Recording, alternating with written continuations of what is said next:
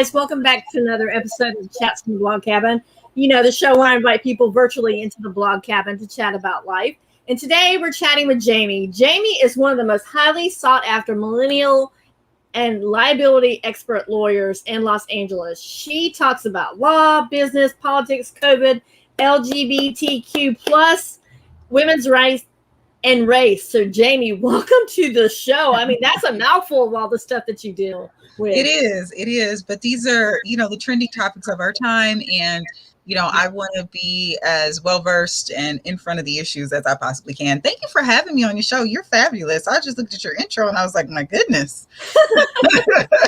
So before we start talking about what you do, tell us a little bit about yourself. I'm a Southern California native, which is very rare. Most people you meet that are in Los Angeles are transplants. The daughter of a Baptist pastor who is also a disabled veteran. And my mom is from Riverside, California. Haven't always wanted to be a lawyer. I used to want to be a forensic scientist. And I just was drawn to the law because my father used to take me when I was a young kid and sit me in the back of the courtroom. Since being the lawyer, I've, fought for the rights of my clients. I'm in the trenches with you. When you're going through it, I'm going through it. I feel you, and I'm empathetic, and that's kind of who I am. And I'm the mother of a toddler. He's 19 months. His name is Brian, and that's kind of where I'm at. And my practice is growing, and I'm just excited to be here.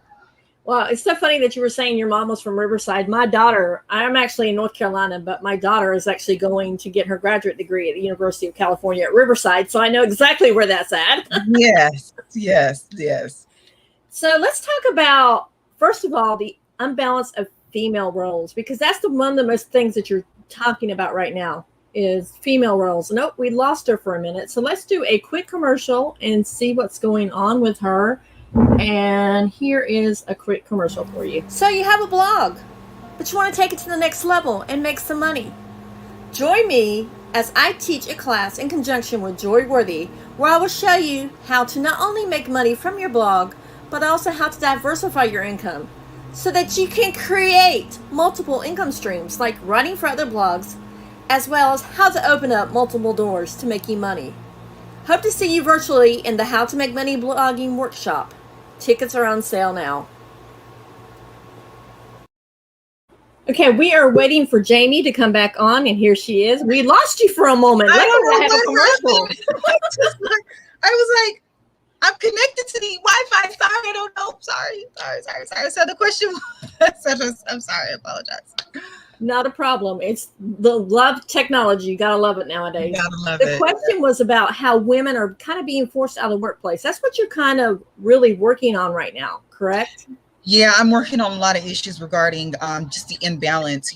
We are taking on so much. In addition to being spouses, we are parents, we are the leaders in our company, we cook the meals, we take care of child caring, and then it's child rearing. And at some point, we want to do a little bit for ourselves. If we want to fix our face, get our hair done, get our nails done, maybe even just work out or read a book. And it's causing problems for these really high demanding careers. I know a lot of my friends, and I was one of them, when you're stuck to a billable hour and you have to meet those billables, how can you do that and balance it all? And I think one of the things that the pandemic forced us to do was give women the opportunity to work from home and create alternative schedules. And you can still be good at your craft and just have an alternative schedule, and that's okay. So let's talk about, because obviously moms are having to do virtual schooling, and that's really tough. I mean, virtual schooling is tough already. I mean, schooling is tough already, but virtually and having to be there with your child every single solitary time that they're on the computer. I was listening to a podcast today, and they were talking about one of the podcast host's sons had actually turned off the Zoom because she wasn't right next to him and had gotten the scissors and cut his hair. So there you go. Yeah. With the online schooling, I think that's just part of the concern with the health issues.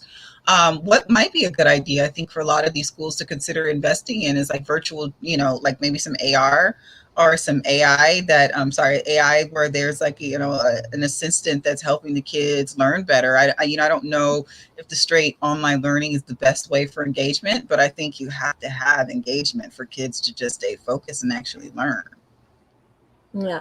So let's talk about, why did you already said at the very beginning that you wanted to be a lawyer after sitting back in the courtroom with your dad. When was that pivotal moment where you were like, okay, now I want to work with not only people dealing with COVID, but the LGBTQ plus community, plus women's rights, plus the race issues? When was that turning point?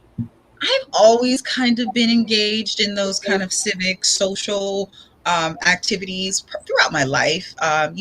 I was a junior delegate to the Democratic Convention when I was 12. And, I volunteered for Habitat for Humanity. And I worked on the Peace and Justice Commission when I was in undergrad, and volunteer for the SCLC and NAACP, you name it. And I just have always wanted to fight for those who feel like they are being oppressed, and for those who feel like they don't have a voice. And being able to have a platform where you can give somebody a voice is really a beautiful thing. Yeah, that is so true. Now, how can clients kind of find you out? Because I know a lot of people that feel like they're discriminated against aren't necessarily the ones that can actually come up and say, hey, I need to fight this. They sort of kind of fade into the background because they know too many times that they're going to be discriminated against even more in the court system. Yeah, that's how you feel. But if you have a good advocate, you won't be.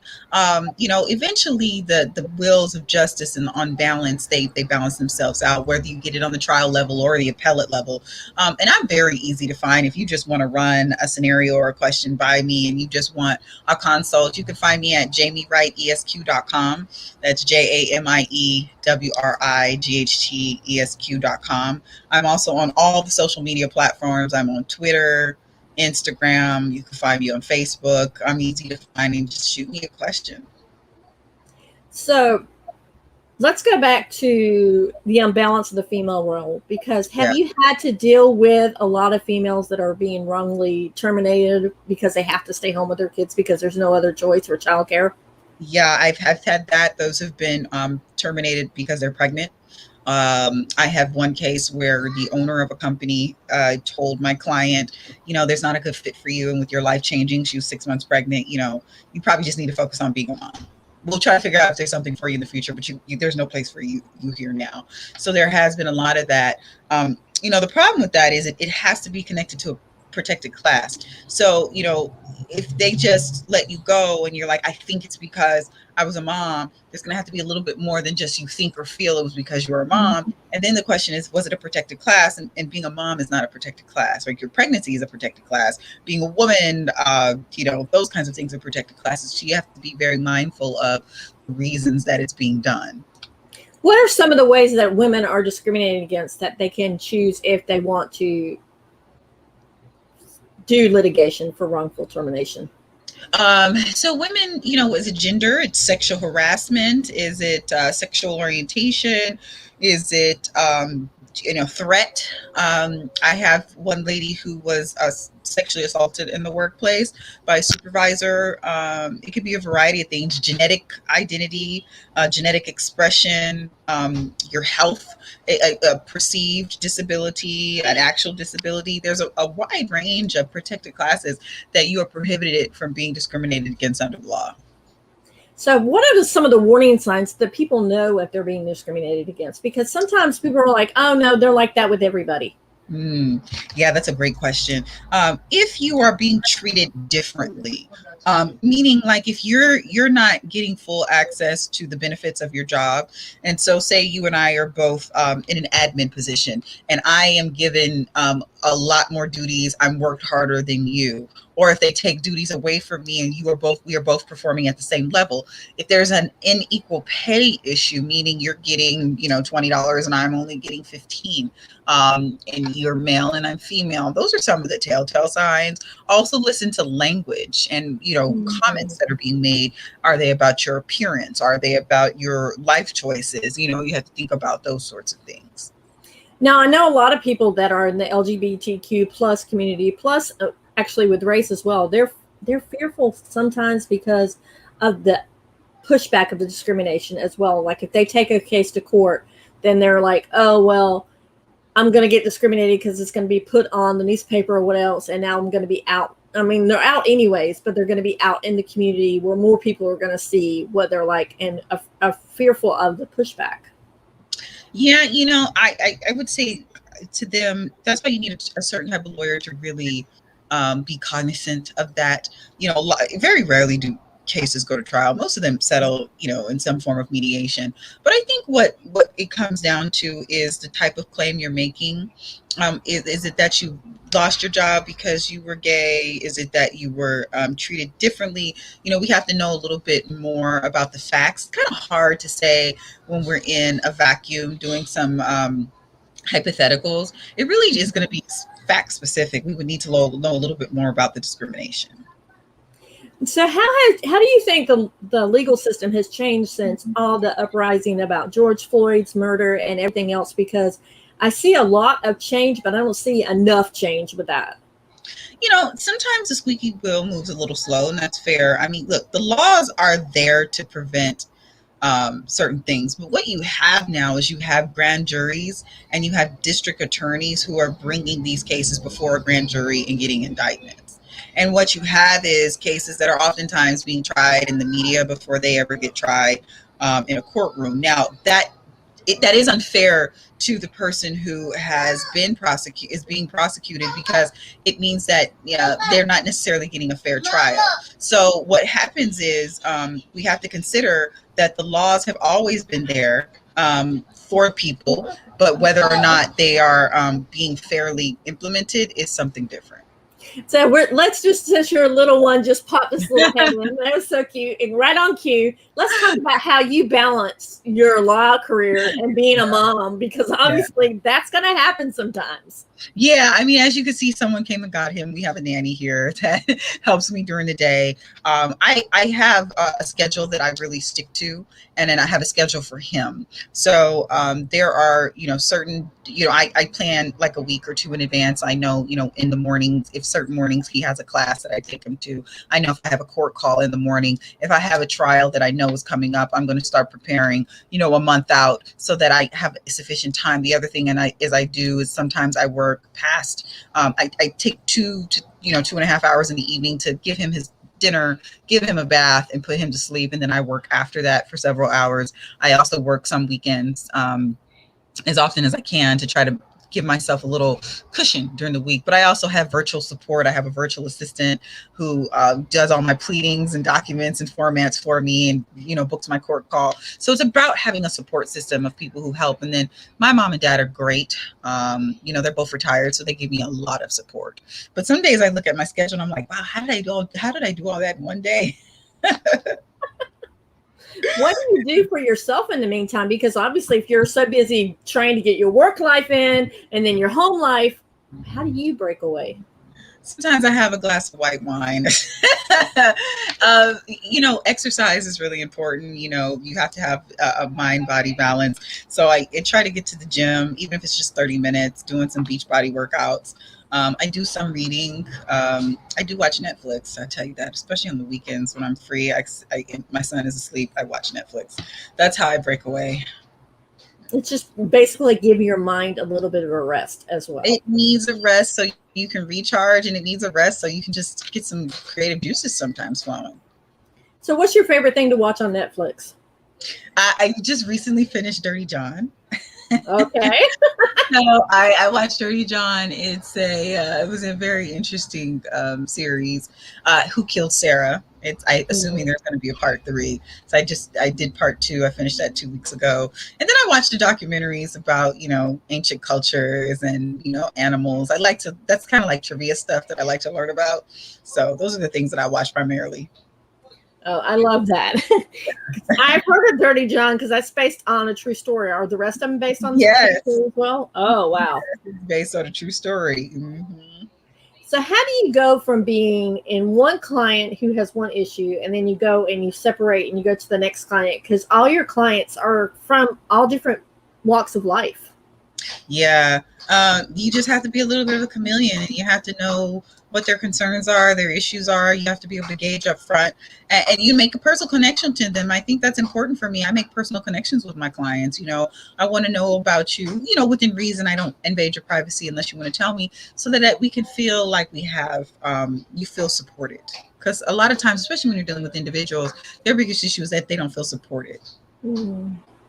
So for instance, if you have one client that you have a great approach with and it works with, but sometimes the second client, that approach doesn't work, you have to kind of navigate the way to approach them as well. Yeah, you have to adjust. You just have to adjust based on the needs of the individual. So let's talk about some of your mom hacks, because that's one of the things that you were talking about as well. So what are some of your mom hacks? Well, first mom hack is I plan my son's clothes in advance. So his clothes are set out for the next morning. I plan his meals in advance. That's really important.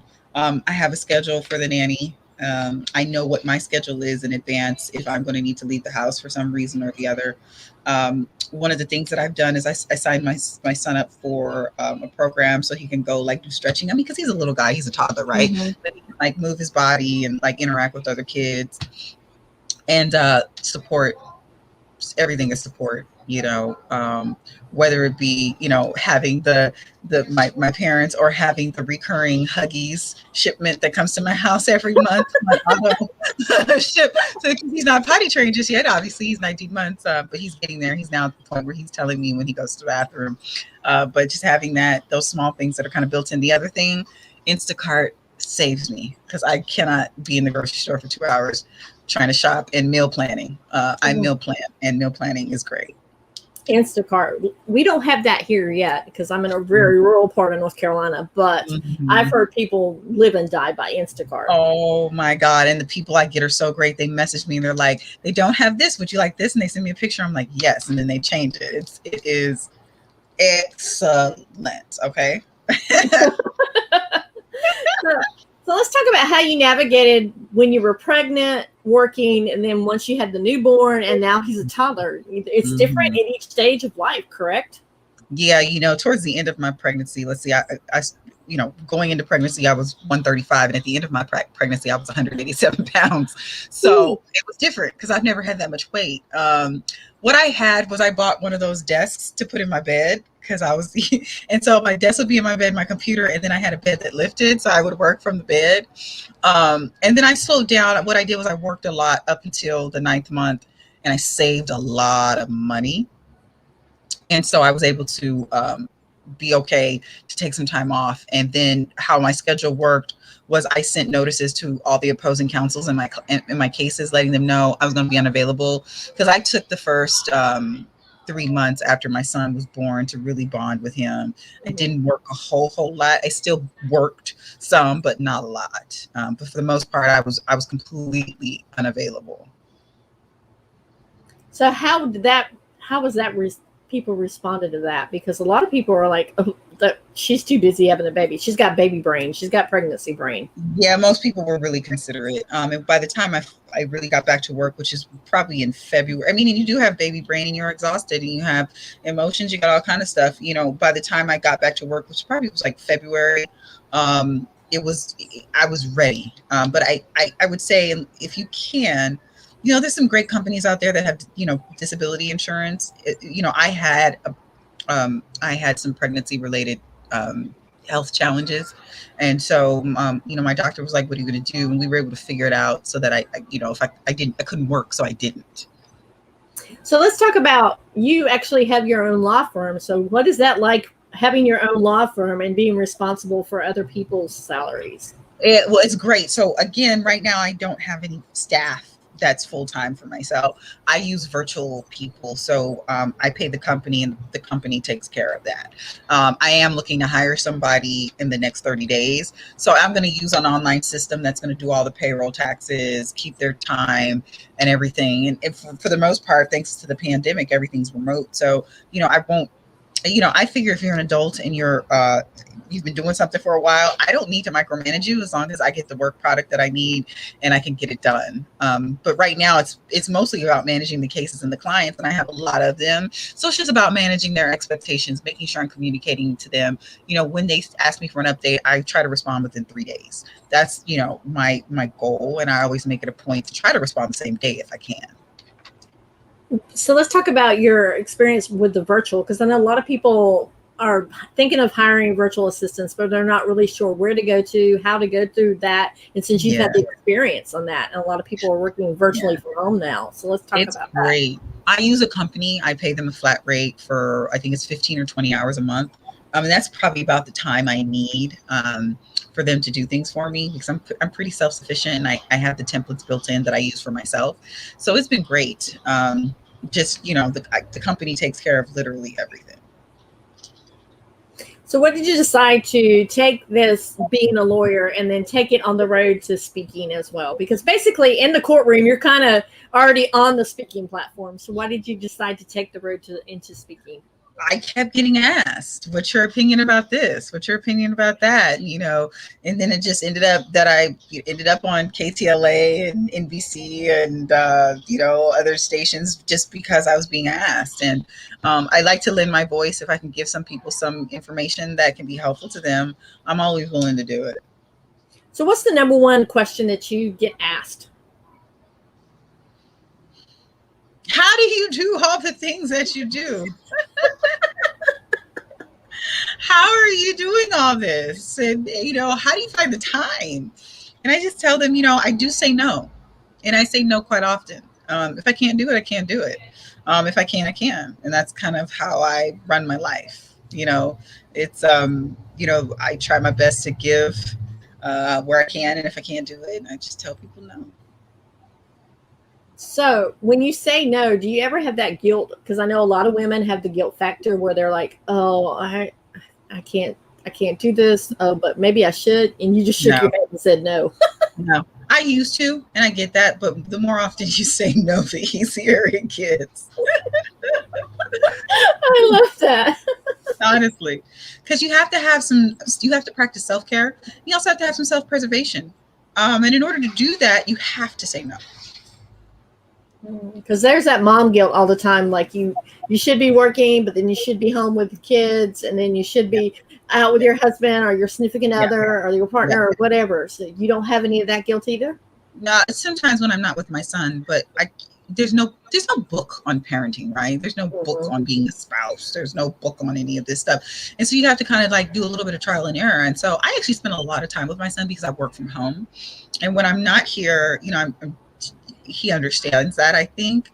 And then when I come home, he's like, Mama, and I also give him his breakfast because he's up by 7 and I'm usually already up. And I tend to give him his dinner and give him a bath. And, I give him a lot of attention and a lot of love. So I think it's okay. And he knows that Mama was here. I love that, because a lot of moms struggle with mom guilt and having, especially when they had to go off to work and not being there enough time. Yeah. I was fortunate and blessed to be able to structure my life to where I can work from home. And I do get it, because my mom had some guilt with my brother because she went back to work after 4 months and had to leave him. And so lucky for me, I haven't had to. So what advice would you give to moms that may have to deal with the mom guilt and may have to like, oh my gosh, I'm leaving my baby and they're crying and they're screaming? What advice would you give? I would give them the advice that you can do this. You are amazing. You are mom. You are giver of life, and don't let anybody shame you into anything else. And just know that once you go back and pick up that little one, you're going to be so much happier because you will have missed them, and they know you love them. And as they get older, they'll see that mom had to do what she had to do to give me the best life that she could. Oh, I love that. You were like so well versed. I was like, what's been the toughest, since you're a lawyer, what's been the toughest case that you've had to kind of, represent someone? Yeah, I've had a lot of them, but I would probably say the one that is the harshest that I had was probably about 4 years ago. I had a really aggressive opposing counsel who called me names. I'd never been called names. That's unusual. And he was just really aggressive with me. And it was an entity client and 5 individuals, so 6 total plus an entity. And we went to trial on that case, and we won, and we kicked butt. And at the end of it, that same opposing counsel came and shook my hand and said, you know what, you beat me fair and square. And I was like, don't shake my hand, you jerk. But, I took his hand anyway in good faith and said, I appreciate that, So how do you keep your cool, though? Because you just said that they attacked you, they called you names. How do you keep your cool, especially in court and stuff like that? Yeah, he didn't call me names in court. It was in emails. And he called me a chippy and a moron and an idiot and all that kind of stuff. And, you know, it's okay to lose your cool as long as it's not in front of them, the person's calling you the name. There were times in the evening where I just broke down because I was so frustrated. But I gave myself that humanity to feel those things, right? And then I fixed my face, picked myself back up and said, you've got this. And this is a test of your willpower, and he is trying to throw you off. And don't you forget it, girl, because you got this. So that's how I handled it. You seem like you have a lot of self-confidence and a lot of confidence and self-esteem. Like, nobody's going to push me down. But what about the women, our men too, that struggle with that? That were like, that one name can just do them a downward spiral. Self-talk. You know what, for me, my faith is important to me. I pray a lot. I talk to God.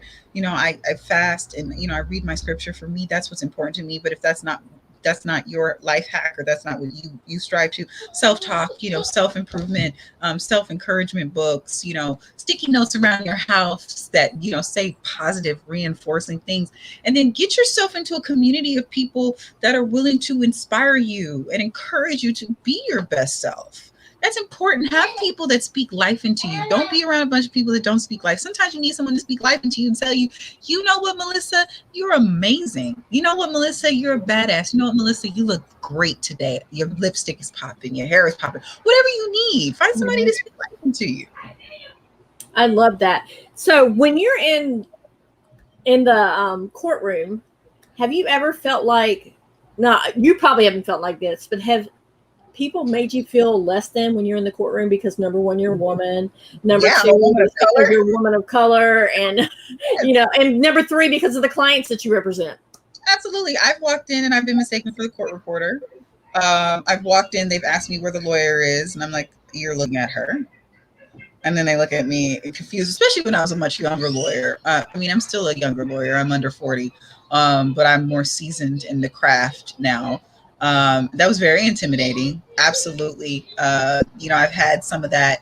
Oh, you know, I get a lot of this. I've been doing this 20 years. I've been doing this 30 years. And I was like, just because you've been doing something for 20 years does not mean anything at all. Mm-hmm. That is so true. So how do you handle that? Do you just kind of compartmentalize it and say, you know what, that's them, that's not me, and just... Yeah, you do. And it's ignorance. You know, it's ignorance for you or anyone to believe that, you know, people believe based on look that you can't be the lawyer. They have a perception of what a lawyer looks like, acts like, talks like, and should do.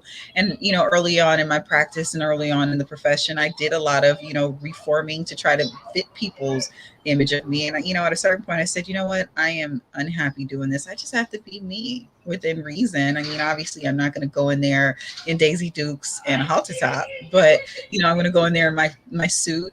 But, you know, if I like, you know, my hair being a light color, I'm going to wear my light colored hair. I love that. So at what point did you decide, because you just said that you tried to conform to what people thought you were, what was the turning point there? I was really unhappy. I had probably reformed myself for like the 10th time, and I was still getting complaints. And I said to myself, I think no matter what, someone's going to have a gripe. And so I have to find a balance here with what's going to make me happy being Jamie and how I present myself as an attorney. So what were some of the complaints? Because honestly, I see you're so well spoken, and you're like, I can imagine you in front of a courtroom, just like boom, boom, boom, defending your clients, or even in your writing as well. What were some of the complaints? Was it mainly appearance? Yeah, it was all appearance. Mainly, you know, I remember I had on a lime green sweater, and it was in the office, and it was a lime green sweater, you know, a white button-up shirt, and I had on slacks, like black slacks. And one of the partners made a statement like, oh, Jamie's wearing enough color for all of us. And I was just kind of like, really? Or lawyers don't wear, you know, I think my hair was like a dark burgundy. Lawyers don't wear burgundy hair. Or why are you wearing that lipstick? Or why are you doing this? And I think I had a comment once with somebody I was working with that like my soap that I bathed in was too strong. Wow. I was like, Dial soap is too strong? I'm going to take a bath. I don't know what you guys got going over there, but I'm going to take a bath. Do you think they had to find something wrong because you were doing such a great job? That's probably so. A little insecurity, a little jealousy. Because, I walk with my head held high. And I actually got that feedback once. This guy told me, he said, the problem is you walk with your head held high, your shoulders are back, and you're very strong in your presence. And I was like, that is incredible that makes people feel, intimidated or overwhelmed. Wow. I can't even imagine anybody, you being intimidated. Were you ever intimidated by anyone? Well, you said you were because you tried to conform yourself to what they thought you should be. Yeah, everybody's intimidated by something. You don't know what you don't know, and sometimes that can be intimidating. Before I ever tried a case, it was very intimidating. But then once I got there, I was like, oh, that's it. The other thing is when you witness people in your profession that suck, it gives you a whole new level of confidence. I love that. I love that. That is so funny. But let's talk about the first time, since you brought it up, the first time you tried a case. How were you feeling? And as to opposed to what you do now when you go in the courtroom? I was petrified. Okay. Luckily, I was there with another senior lawyer who knew it, and he was really good about insulating me, but I was petrified. But that was only on the first 2 days. And I remember getting up to do my first examination of a witness. And I remember tabbing everything, highlighting it, and lost my place and started scrambling, but I did it with ease. And so the jury didn't realize it, but I lost my place on my question. And then I was like, okay. And then I remember my question, I went right back to examining the witness, but it was unnerving. And now you could probably just walk in the classroom, the courtroom, like you own it. I walk into the courtroom, everything is on a tablet. It's fine. I don't have all the pages and paper. I know exactly where I'm going. And if I miss a step, the beat keeps going and I keep going too. So let's take for instance, someone's coming to you and they want you to represent them. First of all, you do a consultation, right? And then let's talk about the steps from the consultation onward. I do a conflict check because you have to make sure that there's no conflict between them and any of your other clients or previous clients, or if not, you'll have to get a waiver. For there, I do a little background research. I definitely do searches on the clients because oftentimes, clients aren't honest all the time. Mm-hmm. So I do a little research on the client. And then from there, I get them a retainer agreement, which spells out, how I'm going to be paid. If it's a contingency case, the percentage I'm taking on the back end. If it's an hourly case, how much I'm charging by the hour, and all the standard stuff that has to be in your retainer agreement. And then from there, we move forward. And it just depends on the type of case. So it's basically from a case to case, but I did not know that lawyers do the background on their clients as well. Not everyone does. I do. It's for security purposes. It's also for just to make sure that the person is who they say they are. Because what you don't want to do is get yourself embroiled in a case and you realize that the person is being less than forthright about things that could be an ethical concern for you in the future. Oh, I love that. And so it's not like none of the courtroom drama where you're out there and something comes up like on TV. It's like, oh, so-and-so, oh, they had an affair with so-and-so. You know how that drama goes. You want to make sure there's no surprises. Yeah, I don't do all. I mean, sometimes I am still surprised, but I do my best to be thorough on the front end. You know what I mean? Wow, I just love that. So here you are, your mom, busy mom, because that little one is back there and I love to laugh. Enjoy it. I will say enjoy it because they grow up way too fast. I know. But where do you see yourself in the future? Do you see yourself getting away from law and just kind of doing more speaking engagement? Or there may be Judge Wright in the future. There may be maybe assembly person or Senator Wright. The world is an open oyster. I've always had a love and a taste for politics, but I also love the idea of being on the bench because I'd like to be a fair judge. I'll be honest, people don't like to attack the judiciary, but there's judicial councils that review judges for bias and fairness all the time. And you do get those judges who, are biased on some things. So there's options out there, but right now I'm just enjoying the space I'm in with my cases, doing things like this, talking to people like you, Melissa, and living life to the fullest. So, what would you tell maybe a little girl that's growing up and is thinking about becoming a lawyer, but they're so weighed down and people have told them they can't do it? You can do, well, first of all, I tell her she can do all things through Christ which strengthens her. But that's my motto. But then I would tell her that you can be exactly who you want to be, and get away from those who are telling you can't, and find a support system. And if it means you calling me or sending me an email and I reinforce you, then I'm happy to do that. So because sometimes the support system is like their parents and stuff, they're telling them they can't do stuff. Okay. So how would you navigate that to kind of like, oh, okay, my parents are telling me I can't do this, but I really want to do this? No, find a teacher, find a mentor, see if your parents will let you join an organization or a sports group or something that will support you. I'm careful not to overstep anybody's mama or daddy. That's a terrain you don't want to ever go down. Mm-hmm. But if it's possible, if you can see it, you can achieve it. I love that. Mm-hmm. Now, is there one last nugget, because our time is almost up, that you want to share with everybody? In an ever-changing world, don't get lost in the shuffle of social media and be so hard trying to identify as somebody else that you lose sight of yourself. Because the best person in any career path is the person that gives their authentic self. So just be true to yourself. And I think you are totally being true to yourself. And I love the fact that you have not even once stopped and looked down at your son while we're having a conversation. I mean, you're pretty much channeled. I would have been all over the place, like, get him out of here. Or, I would have been really upset. But you're like, I was just trying to be present. It's my fault for leaving the door open over here. I should have closed it, but I knew what would have happened next is he would have been banging on the door. So it's just better for him to run in here. He'll run out back to the nanny when he gets ready to.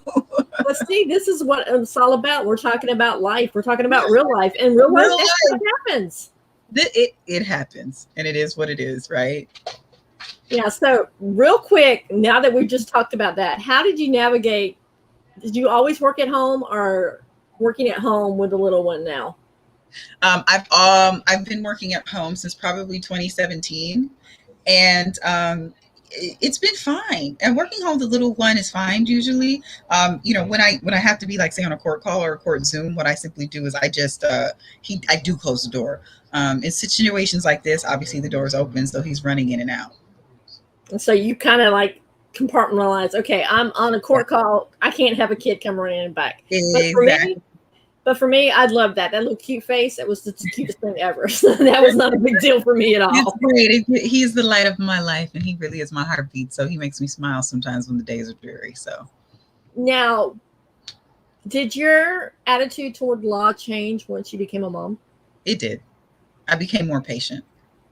Mm-hmm. Yeah, more patient. Yeah, I love that. So, Jamie, I want to thank you so much for coming on and sharing your life and sharing your cutie with us as well. You're welcome. Thank you for your time, Melissa. This has been great. And tell people where they can find you at again. Oh, yeah. Social media, Twitter, Instagram, Facebook, Jamie Wright. And then my website is jamiewrightesq.com. So JamiewRightesq.com. All right. And Jamie, thank you once again. And guys, we will see you on the next chat from the Block Headland. Have a blessed day, guys. Thanks.